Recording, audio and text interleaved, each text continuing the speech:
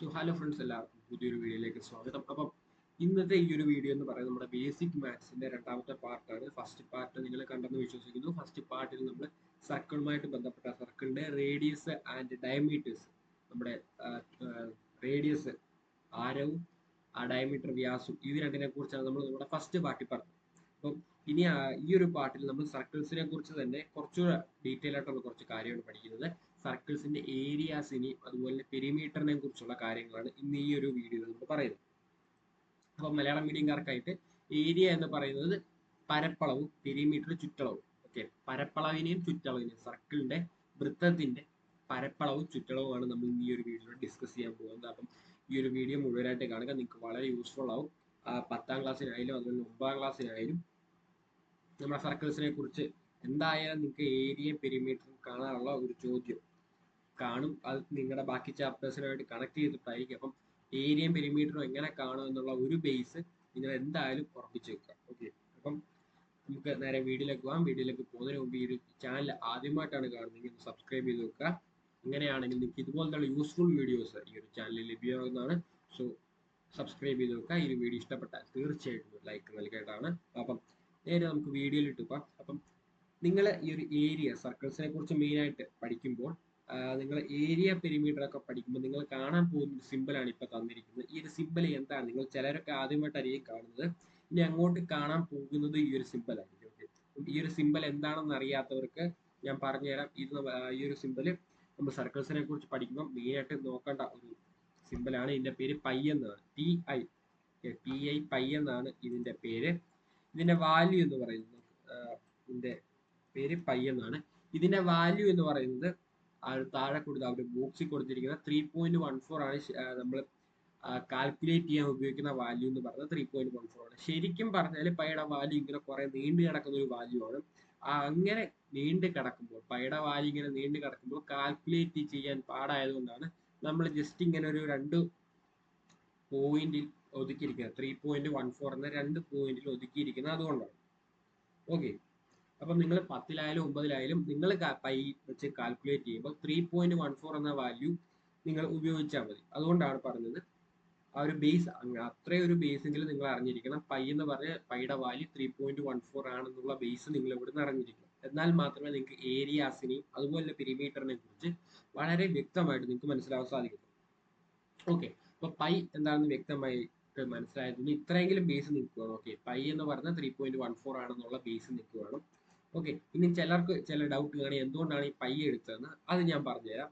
നമ്മുടെ Greek alphabet ഉണ്ട്. Greek alphabet അറിയാത്തവർക്ക് വേണ്ടി ഇവിടെ ഇപ്പൊ സ്ലൈഡിൽ തന്നിരിക്കുന്നതാണ് നമ്മുടെ ഗ്രീക്ക് ആൽഫബറ്റ് എന്ന് പറയുന്നത്. അതിൽ ആൽഫ, ബീറ്റ, ഗാമ, ഡെൽറ്റ അങ്ങനെ കുറെ ലെറ്റേഴ്സ് ഉണ്ട്. അപ്പം ഇതിലെ ഒരു ലെറ്റർ ആണ് നമ്മുടെ പൈ എന്ന് പറയുന്നത്.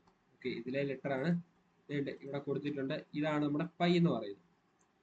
പൈ. അപ്പം ഈ പൈ എന്ന് പറയുന്നത് നമ്മൾ പറഞ്ഞ പൈയുടെ ആ ഒരു സിമ്പലുമായിട്ട് ഏകദേശം സാമ്യമുണ്ട്. ഓക്കെ, അപ്പം മാത്രമല്ല ഒരു ഗ്രീക്കില് നമ്മൾ നമ്മുടെ പെരിമീറ്റർ അതുപോലെ സർക്കംഫറൻസ് അങ്ങനെയൊക്കെ എഴുതുമ്പം നമ്മുടെ ആ ഒരു ഫസ്റ്റ് ലെറ്റർ വരുന്ന ഏകദേശം ഈ പൈയുമായിട്ട് സാമ്യമുണ്ട്. അതുകൊണ്ടാണ് ആ ഒരു ഗ്രീക്കിൽ വന്നപ്പം ഈ നമ്മുടെ ആ ഒരു ഏരിയ പെരിമീറ്റർ ഒക്കെ കണ്ടുപിടിക്കാനായിട്ട് സർക്കിളിന് ഈ ഒരു സിമ്പിൾ ഉപയോഗിച്ച് തുടങ്ങിയത്. ഓക്കെ, അപ്പം നിങ്ങൾക്ക് ചിലർക്ക് ഡൗട്ട് കാണും ഈ സർക്കംഫറൻസ് എന്താണെന്ന് ചില ഡൗട്ടാണ്. അത് നമുക്ക് വഴിയെ പറഞ്ഞുതരാം സർക്കംഫറൻസ് എന്തുവാണ്. ഓക്കെ, അപ്പം ഇങ്ങനെയാണ് ആ ഒരു പൈ എന്ന് പറഞ്ഞ സിമ്പിൾ വന്നിട്ടുള്ളത്. പൈ എന്ന് പറഞ്ഞ് എടുത്തിട്ടുള്ള ഗ്രീക്ക് ആൽഫബറ്റിൽ നിന്നാണ്. ഇങ്ങനെ ഇതൊന്നും ചോദിക്കത്തില്ല, പക്ഷെ എങ്ങാനും അറിയണമെന്ന് താല്പര്യമുള്ള ആരെങ്കിലും ഉണ്ടെങ്കിൽ ഞാൻ ജസ്റ്റ് ഒന്ന് പറഞ്ഞു. ഓക്കെ, ഇനി നമുക്ക് നമ്മുടെ നേരെ കാര്യത്തിലേക്ക് വരാം. പൈ മനസ്സിലായത് വിശ്വസിക്കുന്നു. പൈ മനസ്സിലാക്കി കഴിഞ്ഞവര് പിന്നെ മനസ്സിലാക്കേണ്ട കാര്യമാണ് ഞാൻ പറയാൻ പോകുന്നത്. ഈ ഒരു പൈ എങ്ങനെ വന്നു, പൈയുടെ വാല്യൂ നമ്മൾ പറഞ്ഞു 3.141 അങ്ങനെ പോകും. ഈ ഒരു വാല്യൂ എങ്ങനെ വന്നു എന്ന് ചോദിച്ചാൽ, പൈയുടെ വാല്യൂ എങ്ങനെയാണ് കണക്കാക്കുന്നത് എന്ന് ചോദിച്ചാൽ, പൈയുടെ വാല്യൂ കണക്കാക്കുന്ന ഇക്വേഷൻ ഞാൻ നേരെ താഴെ കൊടുത്തിരിക്കുന്നത് സർക്കംഫറൻസ് ബൈ ഡയമീറ്റർ സമം pi. Okay, circumference by diameter സമം പൈ. ഈ ഒരു ഇക്വേഷൻ ഒന്ന് മനസ്സിലാക്കി വെക്കുക. അപ്പം ഞാൻ നേരത്തെ പറഞ്ഞ ഡൗട്ട് വീണ്ടും വന്നു കാണും. സർക്കംഫറൻസ് എന്നാൽ എന്താണ്? സർക്കംഫറൻസ് എന്നാൽ എന്ന് വെച്ചാൽ നമ്മളിപ്പോൾ പറഞ്ഞ പെരിമീറ്റർ, നമ്മുടെ ചുറ്റളവ് തന്നെയാണ് സർക്കംഫറൻസ് എന്ന് പറയുന്നത്. പെരിമീറ്ററിന്റെ മറ്റൊരു പേര് നമുക്ക് പറയാം. ആ ഒരു പേരാണ് സർക്കംഫറൻസ് എന്ന് പറയുന്നത്. അപ്പം ഈ ചുറ്റളവ് എന്താണെന്ന് ചോദിച്ചാൽ വൃത്തത്തിന് ചുറ്റുമുള്ള അളവ്. ആ ഒരു അളവാണ് നമ്മുടെ ചുറ്റളവ്, പെരിമീറ്റർ, സർക്കംഫറൻസ് എന്നൊക്കെ പറയുന്നത്. ആ ഒരു ചുറ്റളവിനെ, ആ ഒരു സർക്കംഫറൻസിനെ, പെരിമീറ്ററിനെ നമ്മുടെ ഡയമീറ്റർ വ്യാസം കൊണ്ട് ഹരിക്കുന്നതാണ് നമ്മുടെ പൈ എന്ന് പറയുന്നത്. ഏതൊരു വൃത്തം എടുത്താലും അതിന്റെ സർക്കംഫറൻസിനെ ഡയമീറ്റർ അല്ലെങ്കിൽ പെരിമീറ്ററിനെ ഡയമീറ്റർ കൊണ്ട് ഹരിക്കുമ്പോൾ അല്ലെങ്കിൽ ഡിവൈഡ് ചെയ്യുമ്പോൾ കിട്ടുന്ന ആൻസർ എന്ന് പറയുന്നത് നമ്മുടെ പൈ 3.141 അങ്ങനെ പോകുന്ന ആ ഒരു സംഖ്യയായിരിക്കും. ഓക്കെ, അതാണ് ഇവിടെ പറയുന്നത് സർക്കംഫറൻസ് ബൈ ഡയമീറ്റർ സമം പൈ. ഈ ഒരു ഇക്വേഷൻ ഓർത്ത് വെക്കുക, സർക്കംഫറൻസ് ബൈ ഡയമീറ്റർ സമം പൈ. ഓക്കെ, ഈ ഒരു ഇക്വേഷനിൽ നിന്നാണ് നമ്മൾ പെരിമീറ്റർ കണ്ടുപിടിക്കാനുള്ള ആ ഒരു ഇക്വേഷൻ ഉപയോഗിക്കുന്നത്. ഓക്കെ, അപ്പൊ ഞാൻ പറഞ്ഞു സർക്കംഫറൻസ് എന്ന് പറയുന്നത് പെരിമീറ്റർ തന്നെയാണ്. അതുപോലെ തന്നെ ഡയമീറ്റർ ഞാൻ ചെറിയൊരു മോഡിഫൈ നൽകിയിട്ടുണ്ട്. ഡയമീറ്റർ നമ്മൾ 2R എന്നാക്കിയിട്ടുണ്ട്. ഡയമീറ്റർ 2R ആക്കിയിട്ടുണ്ട്. ഡയമീറ്റർ എങ്ങനെയാണ് 2R ആയെന്ന് ചോദിച്ചാൽ നിങ്ങൾ കഴിഞ്ഞ ബേസിക് മാത്സിന്റെ ഭാഗമായിട്ട് നമ്മൾ ഫസ്റ്റ് ഇട്ട വീഡിയോ അതൊന്ന് കണ്ടു നോക്കുക. അതിൽ ഞാൻ പറയുന്നുണ്ട് ഡയമീറ്റർ ഇങ്ങനെയാണ് 2R ആയത്. ഓക്കെ, അതൊന്ന് കാണുക. അപ്പം സർക്കംഫറൻസിനെ നമ്മൾ പെരിമീറ്റർ ആക്കി മാറ്റി, പിന്നെ അതുപോലെ തന്നെ നമ്മുടെ ഡയമീറ്ററിനെ 2R ആക്കി. ഓക്കെ, അപ്പൊ പെരിമീറ്റർ ബൈ 2R സമം പൈ. നിങ്ങൾക്ക് ചിലപ്പം ഇങ്ങനെ തരുവാണെങ്കിൽ ഒന്ന് മനസ്സിലാക്കാൻ വേണ്ടിയാണ് ഞാൻ ചിലപ്പം സർക്കംഫറൻസ് എന്നൊക്കെ തരാം, അല്ലെങ്കിൽ പെരിമീറ്ററും തരാം. അതുകൊണ്ടാണ് ഞാൻ രണ്ട് രീതിയിലും ഇട്ടിരിക്കുന്നത്. പെരിമീറ്റർ ബൈ 2R സമം പൈ എന്ന് നമ്മൾ തന്നിരിക്കുന്നു. അങ്ങനെയാണ് നമുക്ക് പെരിമീറ്റർ ആണ് കണ്ടുപിടിക്കേണ്ടത്. അപ്പോൾ ഈ ഒരു 2R നമ്മൾ ഈ ഒരു സമത്തിന് അപ്പുറത്തോട്ട് പോകും. അപ്പം 2R ബൈ 2R ആയത് നമുക്ക് സമത്തിന് അപ്പുറത്തോട്ട് പോകുമ്പോൾ ഇൻറ്റു 2R ആവും. ഇൻറ്റു 2R ആകുമ്പം പെരിമീറ്റർ സമം 2R പൈ എന്നാവും. 2R pi. 2R പൈ എന്ന് പറയുമ്പോൾ കേൾക്കാൻ ഒരു സുഖമില്ല. അപ്പം ജസ്റ്റ് അങ്ങോട്ടും ഇങ്ങോട്ടും ആ ഓർഡർ ഒന്ന് ചേഞ്ച് ചെയ്ത് നമുക്ക് പെരിമീറ്റർ കണ്ടുപിടിക്കാനുള്ള ഇക്വേഷൻ നമുക്ക് കിട്ടും. പെരിമീറ്റർ സമം 2πr. 2πr നമുക്ക് കിട്ടി. ഇതാണ് നമ്മുടെ പെരിമീറ്റർ കണ്ടുപിടിക്കാനുള്ള ഇക്വേഷൻ. ഇത്രേ ഉള്ളൂ. ആ ഒരു ബേസ് നിങ്ങൾക്ക് കൃത്യമാണെന്ന് വിശ്വസിക്കുന്നു. ഇത്രയും പറഞ്ഞിട്ട് മനസ്സിലായെങ്കിൽ നിങ്ങൾ ഈ ഒരു ജസ്റ്റ് ആ ഒരു ഇക്വേഷൻ ഓർത്ത് വെക്കുക. പെരിമീറ്റർ കണ്ടുപിടിക്കാനുള്ള ഇക്വേഷൻ 2πr. ഓക്കെ, നിങ്ങൾക്ക് പെരിമീറ്റർ കണ്ടുപിടിക്കാൻ വേണ്ടത് ആ ഒരു ആരം എത്രയാണെന്ന് മാത്രം കണ്ടുപിടിച്ചാൽ മതി. അങ്ങനെയാണെങ്കിൽ നിങ്ങൾക്ക് പെരിമീറ്റർ എത്താൻ വളരെ സുഖമായിട്ട് കിട്ടും.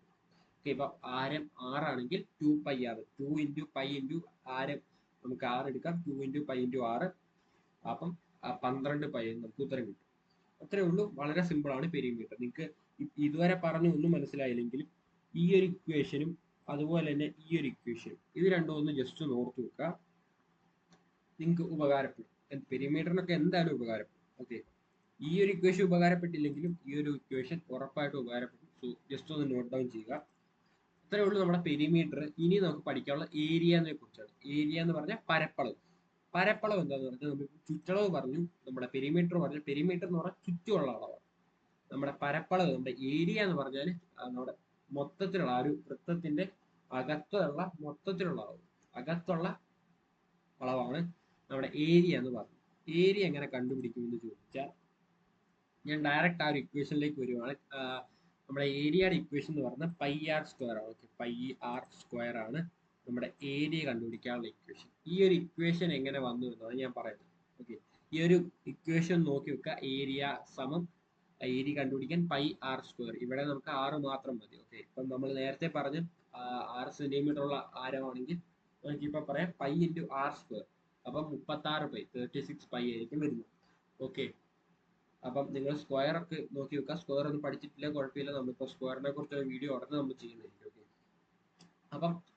ഓക്കെ, അപ്പം ഏരിയ കണ്ടുപിടിക്കുന്ന എങ്ങനെയാണെന്ന് ചോദിച്ചാൽ നിങ്ങൾ വേറൊരു ഇക്വേഷൻ ഞാൻ തരാം. നിങ്ങൾക്ക് ചിലപ്പോൾ ക്വസ്റ്റ്യൻ ഒക്കെ ടഫ് ആക്കുവാണെങ്കിൽ വരാൻ സാധ്യതയുള്ള ഇക്വേഷനാണ്. നിങ്ങൾ ബേസിക് ആയിട്ട് പഠിക്കണം എന്ന് ഞാൻ പറയുന്ന ഒരു ഇക്വേഷനും കൂടാണ്. ഇതാണ് ഏരിയ സമം പെരിമീറ്റർ സ്ക്വയർ ബൈ 4π. ഈ ഒരു ഇക്വേഷനിൽ നിന്നാണ് നിങ്ങൾക്ക് പഠിക്കേണ്ട ആ ഒരു ഇക്വേഷൻ ഉണ്ടായത്. ചിലപ്പോൾ നിങ്ങൾക്ക് പെരിമീറ്റർ തന്നിട്ട് ഏരിയ എത്രയാണെന്നൊക്കെ ചോദിക്കുവാണെങ്കിൽ ഈ ഒരു ഇക്വേഷനാണ് ഉപയോഗിക്കുന്നത്. ഓക്കെ, അപ്പൊ നമുക്ക് ഏരിയ സമം പെരിമീറ്റർ സ്ക്വയർ ബൈ 4π. അതാണ് നമ്മുടെ ഇക്വേഷൻ. ആ ഇക്വേഷനിൽ നിന്നാണ് നമ്മളിപ്പോൾ പറഞ്ഞ ആ ഒരു ഇക്വേഷൻ വന്നത്. അതെങ്ങനെയാണെന്ന് നോക്കുക. നമ്മൾ പെരിമീറ്റർ എത്രയാണെന്ന് പിടിച്ചു. പെരിമീറ്റർ എന്ന് പറഞ്ഞാൽ 2πr ആണ്, അത് മറന്നു പോയില്ല. 2πr. അപ്പൊ പെരിമീറ്റർ സ്ക്വയർ എന്ന് പറഞ്ഞാൽ 2πr² ബൈ 4π. ഓക്കെ, അപ്പൊ 2πr². അപ്പം എല്ലാത്തിനും നമ്മൾ സ്ക്വയർ ഇട്ട് കൊടുക്കുന്നു. 2πr. അപ്പം ഒരു മിനിറ്റ്, 2πr². 2πr². അപ്പം രണ്ടിനും സ്ക്വയർ ഇട്ട് കൊടുത്തു. 2². പൈക്ക് സ്ക്വയർ ഇട്ട് കൊടുത്തു. അതുപോലെ ആറിന് സ്ക്വയർ ഇട്ട് കൊടുത്തു. Okay, 2² into π² into r² by 4π. ഇത് കൊടുത്തിട്ടുണ്ട്, ഒന്ന് നോക്കുക. ഇനി നമ്മൾ എന്തുവാ ചെയ്യുന്നത് നോക്കാം. 2² എന്ന് പറയുന്നത് 4 ആണ്. 2² എന്ന് പറയുന്നത് 4 ആണ്. സ്ക്വയർ അറിയാത്തവർക്ക് വേണ്ടി വീണ്ടും വീഡിയോ വരുന്നതാണ്. അത് കാണാൻ വേണ്ടി ചാനൽ സബ്സ്ക്രൈബ് ചെയ്തു. ഓക്കെ, ടു സ്ക്വയർ എന്ന് പറയുന്നത് 4ആണ്. അപ്പം താഴെ 4ഉണ്ട്, മേളിൽ 4ഉണ്ട്. സോ 4 4 വെട്ടിപ്പോവും. പിന്നെ പൈ സ്ക്വയർ എന്ന് പറഞ്ഞ പൈ ഇൻറ്റു പൈ ആണ്. ഓക്കെ, പൈ ഇൻറ്റു പൈ ആണ് പൈ സ്ക്വയർ എന്ന് പറയുന്നത്. അപ്പം ഒരു പൈ താഴെ മേളിലും പൈ ഉള്ളതുകൊണ്ട് ഒരു പൈ വെട്ടിപ്പോവും. ഓക്കെ, ഒരു പൈ വെട്ടിപ്പോവും. ബാക്കി നമുക്ക് ഉള്ളതെന്ന് പറയുന്നത് പൈ ആണ്. ഓക്കെ, ബാക്കി ഒരു പൈ മാത്രമേ ഉള്ളൂ. പിന്നെ ആർ സ്ക്വയർ വെട്ടിപ്പോകുന്നില്ല, കാരണം താഴെ ആറില്ല. സോ ഇവിടെ ബാക്കി നമുക്ക് വരുന്ന ടു സ്ക്വയർ പോവും, പൈയുടെ സ്ക്വയർ പോവും, താഴെ ഒന്നുമില്ല. സോ ബാക്കി വരുന്ന പൈ ആർ സ്ക്വയർ ആണ്. പൈ ആർ സ്ക്വയർ, അതാണ് നമ്മൾ ഏരിയ കണ്ടുപിടിക്കാനുള്ള equation, pi r square. Okay, ഇത്രയേ ഉള്ളൂ. വളരെ സിമ്പിൾ ആണ് നമ്മുടെ ഏരിയ ആൻഡ് പെരിമീറ്റർ. അപ്പൊ നമ്മൾ പഠിച്ചത് ജസ്റ്റ് ഒന്ന് ഞാൻ പറഞ്ഞുതരാം. നിങ്ങൾ ഇതുവരെ ഒന്നും മനസ്സിലായിട്ടില്ലെങ്കിൽ ജസ്റ്റ് ഞാൻ പറഞ്ഞ കാര്യം നോക്കുക. പൈയുടെ വാല്യൂ 3.14 ആണ്. അതുപോലെ തന്നെ നമ്മൾ പൈ കണ്ടുപിടിക്കുന്ന സർക്കംഫറൻസ് ബൈ ഡയമീറ്റർ അല്ലെങ്കിൽ പെരിമീറ്റർ ബൈ ഡയമീറ്റർ ആണ്. പിന്നെ ഉള്ളത് പെരിമീറ്റർ കണ്ടുപിടിക്കാനുള്ള ഇക്വേഷൻ, പെരിമീറ്റർ സമയം 2πr ആണ്. 2πr ആണ്. അതുപോലെ ഏരിയ കണ്ടുപിടിക്കാനുള്ള ഇക്വേഷൻ പൈ ആർ സ്ക്വയർ ആണ്. ഇത്രയേ ഉള്ളൂ. വളരെ സിമ്പിൾ ആണ് ഈ രണ്ട് ടോപ്പിക്ക്. അപ്പം ഒന്ന് പഠിച്ചു വെക്കുക. നിങ്ങൾക്ക് എന്തായാലും യൂസ്ഫുൾ ആവും ഈ ഒരു ടോപ്പിക്ക്. പിന്നെ ഈ ഒരു ബേസിക് ക്ലാസ് എല്ലാം നിങ്ങൾക്ക് യൂസ്ഫുൾ ആവുന്നുണ്ടെന്ന് വിചാരിക്കുന്നു. ഇതെങ്ങനെ യൂസ്ഫുൾ നിങ്ങൾക്ക് അറിയാൻ സാധിക്കുന്നില്ല. ഇത് യൂസ്ഫുൾ ആണ് നിങ്ങൾക്ക് തോന്നുന്നില്ലെങ്കിൽ ഞാൻ മൊത്തം ക്ലാസ് കൊടുത്തു കഴിഞ്ഞു, അതായത് ബേസിക് എല്ലാം എടുത്തു കഴിഞ്ഞിട്ട് ഞാൻ ഒരു ലൈവ്, മൊത്തത്തിലൊരു ലൈവ് എടുക്കുന്നുണ്ട്. അതായത് എടുത്ത ബേസിക് ക്ലാസ്സിന്റെ എല്ലാ സ്ലൈഡ് വെച്ചിട്ട് നമ്മളൊരു ലൈവ് ചെയ്യും.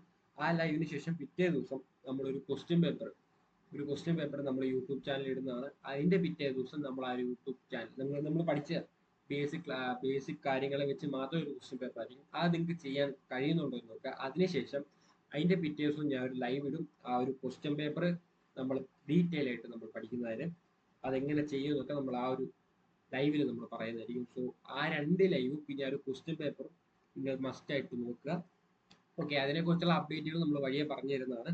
ഓക്കെ, അതൊക്കെ നമ്മൾ ജസ്റ്റ് ഒന്ന് പ്രിപ്പയർ ചെയ്തേ ഉള്ളൂ. അതിനു മുമ്പ് വരുന്ന എല്ലാ ബേസിക് ക്ലാസ്സസും കാണുക. അങ്ങനെയാണെങ്കിൽ നിങ്ങൾക്ക് ആ ഒരു ലൈവൊക്കെ വളരെ യൂസ്ഫുൾ ആയിരിക്കും. പിന്നെ ബേസിക് ക്ലാസ് മാത്രമല്ല ബാക്കിയുള്ള ക്ലാസ്സസും നമ്മൾ എടുക്കാൻ പ്ലാൻ ചെയ്യുന്നുണ്ട്. എത്രത്തോളം വർക്ക് ആവുമെന്ന് അറിയത്തില്ല, എന്നാലും നമ്മൾ ശ്രമിക്കുന്നതായിരിക്കും. മാത്സിന്റെ ആയാലും അതുപോലെ ഫിസിക്സ്, കെമിസ്ട്രി, ബയോളജി അതുപോലുള്ള സബ്ജക്ട്സിന്റെ ആയാലും ക്ലാസ്സൊക്കെ എടുക്കാൻ ശ്രമിക്കുന്നുണ്ട്, പ്ലാൻ ചെയ്യുന്നുണ്ട്. ബട്ട് നമ്മൾ ഉറപ്പായിട്ട് ശ്രമിക്കുന്നതായിരിക്കും. ഓക്കെ, അപ്പം എന്തായാലും ഒരു വീഡിയോ യൂസ്ഫുൾ ആയെന്ന് വിചാരിക്കുന്നു. ഇഷ്ടപ്പെട്ടാൽ ലൈക്ക് ചെയ്യുക. പിന്നെ അതുപോലെ SSLC പഠിക്കുന്ന, അതുപോലെ 9ാം ക്ലാസ്സിലും പഠിക്കുന്ന ആ കൂട്ടർക്ക് ഉണ്ടെന്ന് അയച്ചു കൊടുക്കുക. നമുക്ക് SSLCയിലും അതുപോലെ 9ാം ക്ലാസ്സിൽ ചാനൽ ഉണ്ടാകൊണ്ടാണ് ഞാൻ ഇങ്ങനെ പറയുന്നത്. അപ്പം ആ പുതിയൊരു വീഡിയോ ആയിട്ട് വീണ്ടും കാണാം. ഇതുവരെ ബൈ.